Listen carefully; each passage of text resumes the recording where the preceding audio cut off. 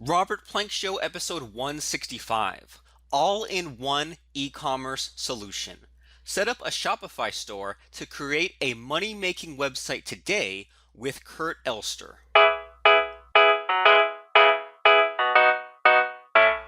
Hi, everyone, and welcome back to the Robert Plank Show. This is the podcast where we talk about making money online. So we're talking today with Kurt Elster, and he's going to be talking to us about this thing called Shopify. So, we're going to talk about this thing called Shopify. So welcome to the show, Kurt. Oh, thank you for having me. It's my honor and pleasure to be here, especially as a Shopify evangelist, as I'm enamored with it, totally biased in favor of it, and I hope I get some people to try it. I think you might. Your enthusiasm might rub off on a few people. So as we jump right in, try not to laugh at me, and I'm sure that some people are laughing at me at home, but I know almost nothing about Shopify. Like I've heard, I guess I would say I know three things about Shopify. Thing number one I've heard is that it has something to do with drop shipping. Thing number two is that it's some kind of website people can create. And thing number three is that it's called Shopify, and that's literally all I know. So can you tell me and our listeners what the heck Shopify even is? Sure. So Shopify, it's a website builder. It's an online platform. Most people use it to host an e-commerce store. That's what it's about, is e-commerce. So Shopify, they do all the hosting for you. They do your payment processing. So you pick a theme, put your products up, and you could start selling on your own website easily with Shopify. And they've got a $9 a month starter plan. Most people use the $30 a month plan, and that includes all your hosting, and you can buy a domain name through it. It's a one and done solution. It's like Squarespace, but exclusively for e-commerce is a easy way to look at it. Okay, and then as it relates to this, because I guess I don't know if the trend right now is that a lot of people are tending to use Shopify for drop shipping. So what you're saying is that literally any physical product someone has for sale, like especially if they've made it themselves, they can go to this place called Shopify, they can click a button, they can make an account, and they could then just list some inventory and start taking some orders. Is that right? You're absolutely right. A couple years ago, we saw, and we still do see this, a lot of stores went from Kickstarter to Shopify. Sites like Pebble would blow up on Kickstarter, and then you got to sell the stuff somewhere afterward, so they'd go to Shopify. Now I see a lot of, when people get on the phone with me, a lot of people are saying, all right, I've got a successful Amazon business, but I want to control the brand. I want to be able to control my list. I want to be able to email my customers, and you can't do that with Amazon. So I want to spin up my own store as a new online channel. And Shopify is a great way to do that because it has native integration with Fulfilled by Amazon. So it's incredibly simple to take your Amazon inventory, list it on a Shopify store, and then have it totally automated where the customer buys, Shopify processes the payment, and then Amazon ships it for you. And then Shopify even sends the order confirmation info right to the customer. So you can be totally hands-off. Amazing. And this is, I had no idea that was even a thing, because I used to think up until about, 3 minutes ago that your only choices were to either sell on Amazon FBA, which is great because it's high traffic, but as you said, you can't even email your own customers. You don't have a lot of control. And then I always thought the other option for people was to do all the website stuff themselves, right? Figure out a domain name, web hosting, install WordPress, install WooCommerce, get a Stripe account, figure out email deliverability, just this huge headache, maybe weeks, if not months, if not infinite amount of time to get that figured out, versus Shopify, which has it all in one. So can you tell me, can you give me like a web address or a URL of a Shopify store? Because I feel like maybe I've seen one, but I didn't even know that's what I was looking at. Sure. My favorite example, because they're hugely successful. They've been with us for years, and they're good friends. EverestBands.com. So Everest like the mountain, and bands like rubber bands. They make these really high-end, nice replacement straps for Rolex watches. Interesting. And so you're saying that this is a client that you work with, is that right? Yeah, we've worked with them for a little over 2 years now, and watched them go from a Kickstarter success to just this juggernaut of a business, just like really niche, really fun. They're serving this aftermarket Swiss watch community, and now even just launched. And it's great. It's a good example of how Shopify can grow with your business. And I think a lot of people's fear is, well, it only costs $30 a month. How good could it be? Well, it grows with you. They even have there's an enterprise version of the software that that cost significantly more, but grow, if you're at that level, if you're doing 6 figures a month on your website, it can be useful. But they even just launched an entirely custom site for a Swiss watch that they're manufacturing based on the success of just this aftermarket accessory called montowatch.com. So I went down a bit of a rabbit hole there. But I think Everest Bands is a really good example of a great Shopify store. Cool. So, so what exactly did your client have when they came to you, and what did you help them with? So when they started, they had they only sold the rubber strap, and they needed to explain it. They were up against, people not quite understanding it. So we added just a lot of educational content. We shot new photos for them, make it really professional, look nice, make it pop, as people like to say, and really, bust objections. So the one, with Amazon, it's great because you show up, you put your product on there, and people already trust Amazon. But when you launch your own store, you don't have an audience yet. You may or may not. Most people don't have an audience yet. And then you have to get your customers to trust you. You got to bust those objections. So Amazon does a lot of things right. So we want to do those same things in our Shopify stores. So having great customer service, really just means being available.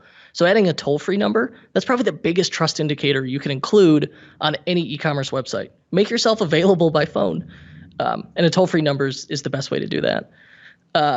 Even if you're using Fulfilled by Amazon, it's helpful to tell people, hey, we use Fulfilled by Amazon, because then they know they're going to get their stuff fast and on time, and they're comfortable with it.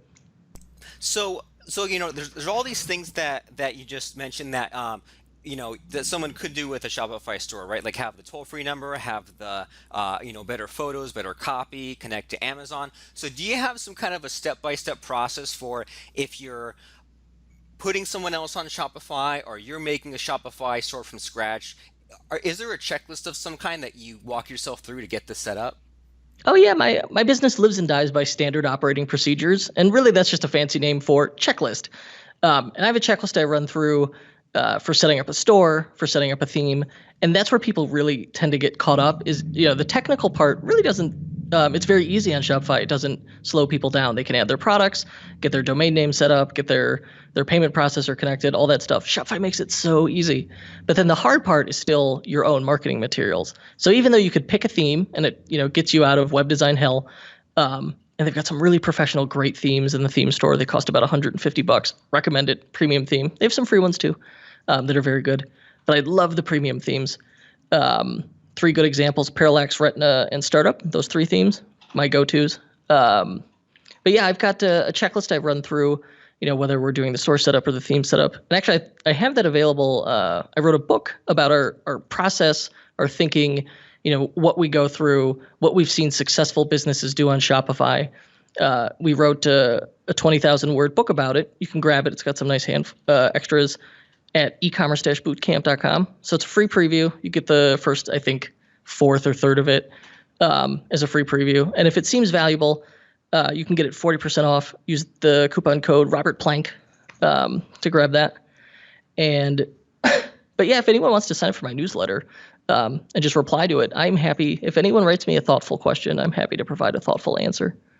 Awesome. Well, I'm sure people appreciate that. So if the book has like the real fine grained details, just as 2 people talking, just off the top of your head, I mean, what are the rough steps for someone if they, maybe if they're starting and maybe they have a physical product, if that's where they're starting from, and the final step is that they want to have a completely functioning Shopify store. I mean, what's the step-by-step process between getting an account, getting a theme, that kind of stuff? Like what is someone just in, off the top of your head, really, high level, like the CEO view or whatever, like what are the handful of steps someone should take if they want to get set up on Shopify?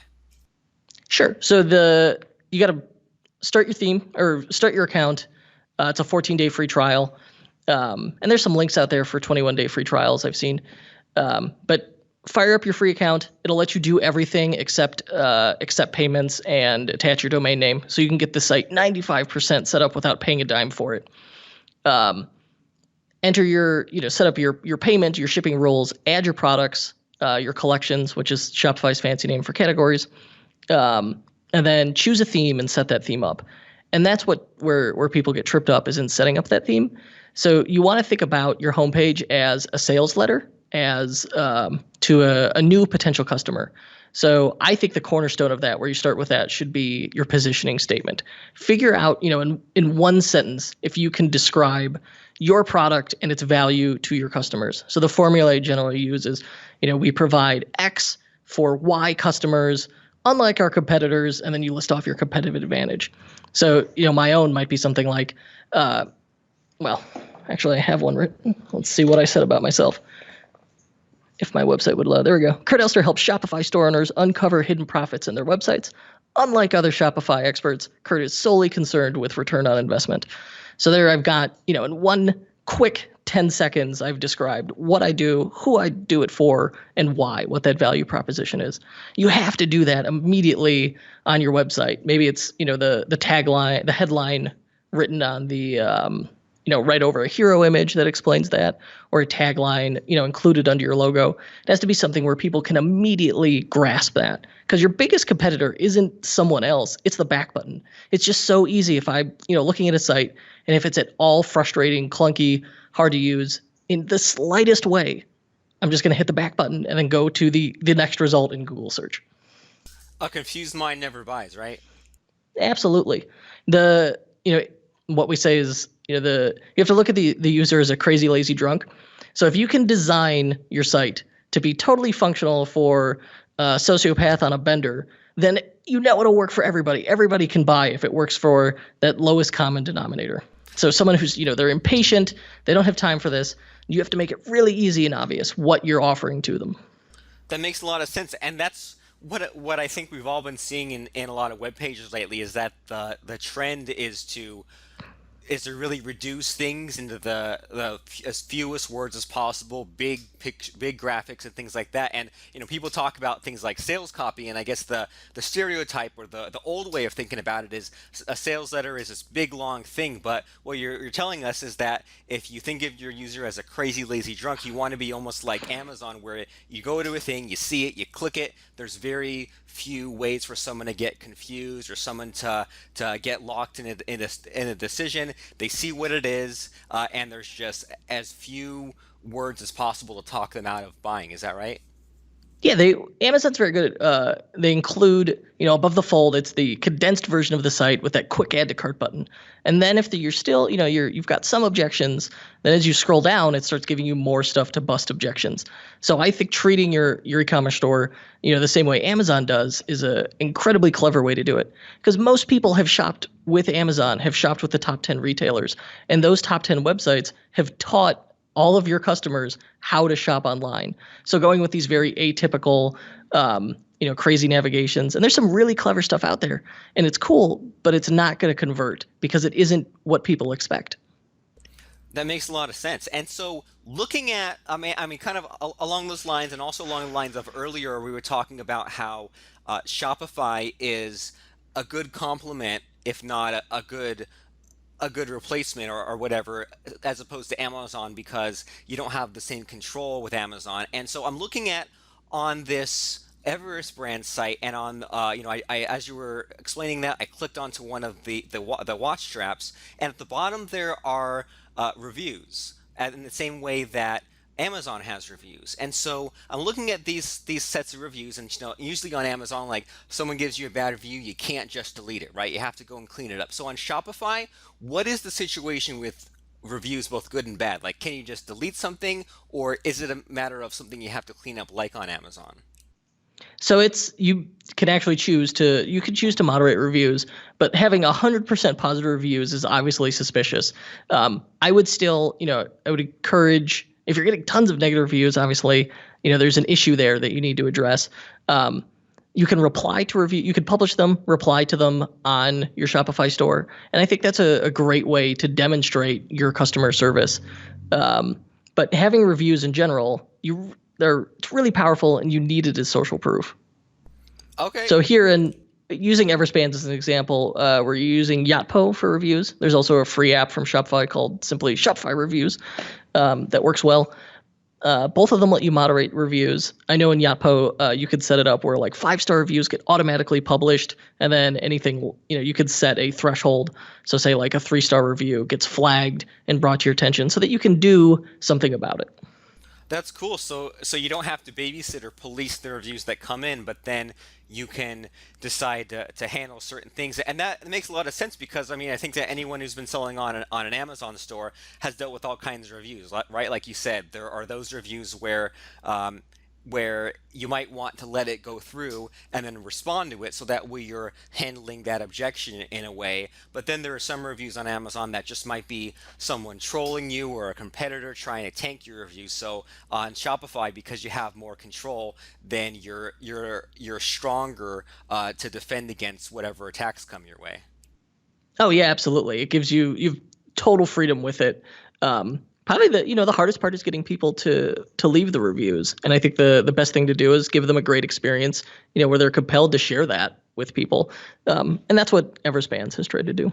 So, I mean, since we're on the case study or the topic of Everest Bands, has this store come across any sort of trademark issues? And I mean, what's the deal with that? Because, I mean, obviously you're not selling Rolex watches, but you're using or they're using the Rolex trademark and making money off the Rolex name. Did you have any concern or is there any danger in that sort of thing? Oh, yeah, absolutely. When you're working with, when you're using someone else's trademark, especially not just talking about it, using it to profit, you have to make it very clear that you're not associated with them. So we just, in Ever's case, we have a note at the bottom just says that they're not affiliated with, authorized, or endorsed by Rolex watches, etc. And just make it very clear. And then I think that's also included on like some policy pages or about pages. But as long you want to make it, you have to make it abundantly clear that you are not that brand, and then you should be okay. I mean, I host the unofficial Shopify podcast, and the only reason it has that name is because we wanted to say Shopify, but we didn't want to run afoul of using someone else's trademark. So it became the unofficial Shopify podcast, and then we included actually a very similar tagline, and we used it as a competitive advantage where it said it's unauthorized, not endorsed, not affiliated with. It's the no holds barred podcast about growing your e-commerce store. So you can use that and spin it as a very positive thing. And that makes a lot of sense. And in the same way, yeah, like, I mean, I know that there are podcasts about, only Apple products or only, Mercedes stuff or stuff like that. And so that makes a lot of sense that you're talking up this brand and that's your topic, but you're making it absolutely 100% clear that you are not impersonating them. Yeah, you don't want to. You should never want to deceive anybody. And we know people are skimming stuff, moving very quickly through it. So you need to make it very clear. And in the case of Everest, I think, it's done nothing but help them. I mean, compared to like a Rolex strap, if Rolex made this, the same thing officially, it would be 5 or 6 times as much money. Nice. So okay, so since we're still on the topic of Everest brands, but I mean that's good, right? Because who wants to talk about just theory? I mean, it's good that we can look at a case study and kind of unpack the things that we're talking about. So Everest brands, I'm seeing at the bottom they have an opt-in form, and at the beginning of this call or this interview, you were talking about how one of the big advantages of Shopify is that you can actually build a list. Amazon, you have to go through their system, and you can't really say whatever you want to say to them. So I'm seeing this opt-in form at the bottom of Everest Brands, and so what is the deal with that? Like, is this built into Shopify, this email list building and broadcasting thing as well?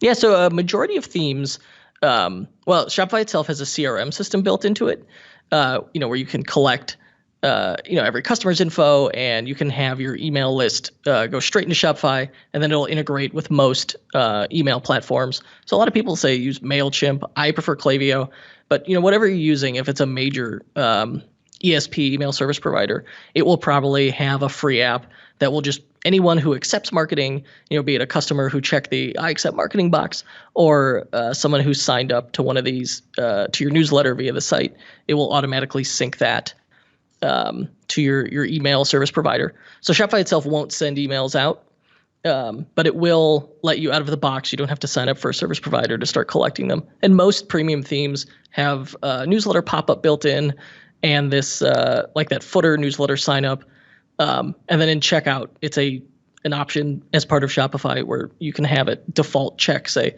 yes, I accept marketing from this person. Awesome. And then when that happens, when someone buys and they go to checkout and that email subscription newsletter, whatever the term is, depending on the theme, if that box is pre-checked, off the top of your head, do you know like what percentage of people leave that box checked? Like out of all the buyers, do 80% of them get on the newsletter? Is it 50%? I mean, what would you say is the ratio of that? It's probably more like 90%. Most purchasers, at that point are saying, hey, I trust you. I approve of this. I like this brand. They want to be involved. Now, and that first email to them, your order receipt, that's the one that everybody's going to open. So that's a good opportunity to say include a survey to learn more about them, or try and add value by saying here's a coupon code for a second purchase or to share with a friend, that kind of thing.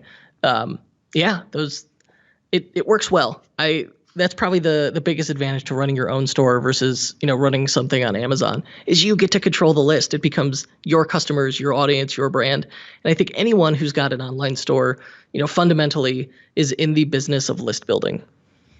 And what I'm hearing from you, I mean, you weren't kidding. Like Shopify handles everything. They handle, I mean, if you hook it up, if you have this external email provider, but as you said, that can come later. But I mean, it handles, you building that buyer's list, you having that newsletter at the bottom, you having that pop-up if the theme allows it, so all that good stuff. And so what that opens up for me, like the next thing that makes me wonder here, Kurt, is so on Amazon, if let's say I was looking up a Rolex strap specifically on Amazon. I go to Amazon, I go to Everest Bands' page selling this product on Amazon, and then when I go and I leave and I go to Facebook or something, there's the retargeting ad that follows me around, right? Drops the pixel, and then now that that cookie is set, then as I go back to Facebook, then I'll see an advertisement on the sidebar of Facebook for that exact watch strap that I had been looking at but didn't quite pull the trigger on, didn't quite buy. Is that a thing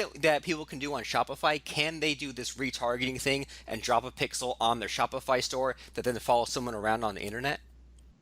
Yes, absolutely. I love using remarketing. It's such an inexpensive way to re-engage your audience because we know, looking at statistics, people will typically have to visit a site multiple times before they make a purchase decision, especially if it's on a product that's not an impulse buy that's, say, more than $50. They may visit up to 7 times before they buy.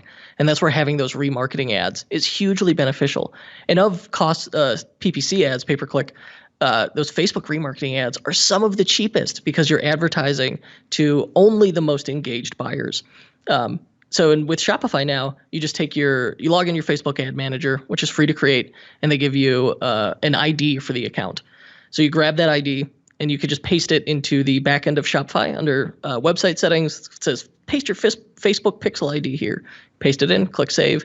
Boom. It does the integration where when someone adds to cart, visits the cart, views the checkout, checks out, it sends that information right to Facebook. So you can build custom audiences from it. And then that makes it very easy to do dynamic retargeting where they'll see the remarketing ad for the specific product they looked at. And there's even the Shopify ecosystem is great. It's huge. There's apps that can do this stuff for you and make life very easy. Cool. So lots of possibilities. So those are all the things that Shopify does great. But are there any at this point in time? Are there any limitations of Shopify, or is there something on your wish list that you just wish Shopify would do? Sure. I think implementing wholesale programs, and we've talked about this on my podcast. There's no native support for wholesale. So there's like 3 for anything you could think of, though, because of the size of their ecosystem, there's a workaround, be it like a hack someone posted in the forum, a tweak in a theme, or a full-on an app, or if it doesn't exist at all, you could find an app developer to build a private app for you that will do it usually. But there's some things I wish they added, like native wholesale support would be nice. Native currency switching, so you can have multiple stores, you can have currency switcher in the theme, but it'll always check out as your currency. And I've got huge stores doing 7 figures with internationalization, so it's not slowing anybody down. But there are some things that I wish had native features. So probably like a little better internationalization support. I'm trying to think of another. They don't do email themselves, which I think is a good thing, but it's often requested. by store owners like, oh, why do I have to pay MailChimp or Klaviyo? I wish Shopify just did this.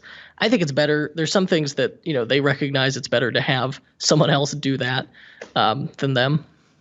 But the good news with that is that, out of all those things that you listed and said that you wish you had, then what I noticed that you said that, well, there's no native wholesale support, but if you wanted it, you could you could fudge around and make it work. There's no native C currency switching, but if you wanted to, you can fudge around and do whatever kind of custom coding to make it work. So there is a way to get what you want. It's just a matter of it's not there. There's just like a handful of features that are not quite as convenient as they could be, like sending email. Yeah, absolutely. Yeah, there's stuff that there's great ways to do it. Just it isn't a native feature, and that's often the case with Shopify. It's sort of it makes it an a la carte solution. So most people are going to be on, say, the $30 starter plan, which has it's only missing a handful of features. Even the expensive plan that adds everything, the professional plan is only $79 a month. But if there's features you're missing, you can add it with an app. And the one warning though is you can go app crazy, which is going to bloat load times, but it can also bloat the bill. So if you've got 10 of these apps that only charge $5 a month, well, you just added $50 a month to your bill, which doesn't sound like a lot, but if you're bootstrapping and starting out early, it can add up. Right, and it sounds like that your mindset is that people should start small, keep it simple, and just get it set up, and then that way, once they're selling in higher and higher volume, then they can move to a bigger plan. Then they can look into implementing the nice to haves. But even if it sounds like Shopify does a whole heck of a lot, and even in the things that Shopify is missing, that might actually be a benefit to someone who's new to it because they don't have all these distractions. They don't have all these things that they have to figure out. It's simple in the back end. They get it set up, it can grow, and then they can go off and do the fancy stuff. Is that right? No, absolutely. And I think it's just true of entrepreneurs in general that you can have shiny toy syndrome where you say like, oh, that sounds cool. I want to try that. And this sounds cool. I want to try that. And let's add this on and this feature and this service. And it could quickly, result in, you're not really paying attention to anything. You're not growing one channel. And I think there is a strong advantage in Shopify's willingness to say no to feature requests. Fair enough. So as we're winding down this call, out of all the Shopify stores that you see, competitors, coaching clients, your past failures and successes, what would you say is the number one mistake people are making when selling on Shopify? Twofold. They're not validating their idea and they're not building an audience. So it's not uncommon to have someone reach out and say, hey, I've got this store. And then it has very little traffic. It makes no money and it hasn't been around, and it's been around for a year and a half. Well, sometimes you have to ask yourself, maybe the product market fit isn't there. So I would encourage people. That's what Amazon is great for. It's a super low barrier to entry to get access to a whole lot of people. So you could validate the idea very quickly there. Or use crowdfunding to both build an audience and validate an idea. Awesome, and so yeah, and then it makes a lot of sense to me. Where if it's not working, then why force it? But if something does play out well on Kickstarter or something does play out well on Amazon, then Shopify sounds like the next logical step. But it sounds to me like there are a lot of ways that people might go wrong, especially if they try to do it themselves. And even if they do end up, either lucking out or doing all the research, it might take months or years for someone to get to where they need to be. And they might be looking for a shortcut. So are you the guy to provide that shortcut? Are you the guy where if someone says, either I have a Shopify store or if I want to have a Shopify store, are you Kurt Elster, the person someone should go to for help? I would like to think so. I'm clearly biased. I'm biased in favor of myself, but no, I'm always happy to help people. And if you sign up for my newsletter, kurtelster.com, I do my best to just to open the kimono, teach what I've learned, give tons of free value.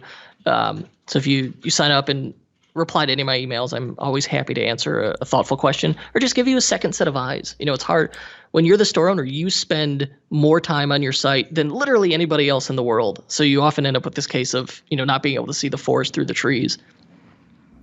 And circling back around to earlier in our conversation, that whole idea of treat your or imagine if your user was a crazy lazy drunk. Well, they maybe only have a few seconds to look at this, so it's not. it's a crazy extreme, a crazy disconnect, right? I mean, you might have been looking at your store every day for hours a day for a year. They only have a couple of seconds. And so KurtElster.com is your newsletter, and then you have that free gift for everyone, the ecommerce-bootcamp.com coupon code Robert Plank. Is there anywhere else anyone should go to find out more about you? Yeah, of course. Great. If you go to my agency website, ethercycle.com, ETHERCYCLE, like Ethernet and bicycle, it's portmanteau. So ethercycle.com, click the resources link. I've got a big page of free resources that I think are helpful for people. And some of it's stuff I've written or podcasts we've recorded. And some of it's stuff other people have created as well. Awesome. So I mean, three places to go for everyone. Number one, KurtElster.com if you want to know anything and everything that Mr. Kurt is up to. EtherCycle.com to get those resources, and then to get that, or no, I'm sorry, not a free gift earlier, but that 40% discount on that e-commerce bootcamp. That's ecommerce-bootcamp.com, coupon code Robert Plank. And could you one more time explain to us to make sure that everyone understands what exactly is that 40% off discount? Like, what is that e-commerce bootcamp offer? Sure. So e-commerce bootcamp, we wrote, based on our experiences with client stores, especially with Everest Bands, we asked ourselves, hey, how would you go about recreating this success? What did you do? And we wrote a blog post on it, and it was hugely popular. So I said, okay, we should expand on this. And we ended up writing a book about it called E-commerce Bootcamp. It's a proven marketing process geared explicitly toward Shopify store owners that any Shopify store owner can use to improve traffic and conversions. And going along with it, and the coupon code works for both. I also put together a screencast series that goes through the technical implementation of a lot of the stuff we talk about.